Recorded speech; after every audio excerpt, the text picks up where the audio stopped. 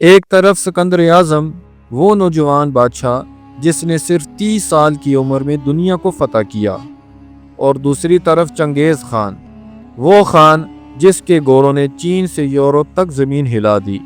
سوال یہ ہے، اصل میں عظیم کون تھا؟ سکندر یونان سے نکلا اور مصر، ایران اور ہندوستان تک فتوحات کے جھنڈے گاڑ دیے، لیکن اس کی موت کے بعد اس کی سلطنت ٹکڑوں میں بٹ گئی۔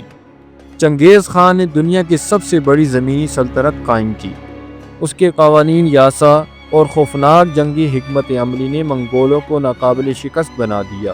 تو کیا زیادہ عظیم وہ تھا جو بجلی کی رفتار سے فتوحات کرتا گیا لیکن سلطنت نہ بچا سکا، یا وہ جس نے ایک نظام بنایا جو اس کی موت کے بعد بھی صدیوں تک قائم رہا؟ سکندر یا چنگیز، دونوں نے دنیا کو بدل دیا، لیکن اصل عظمت کس کی تھی؟ فیصلہ آپ کریں۔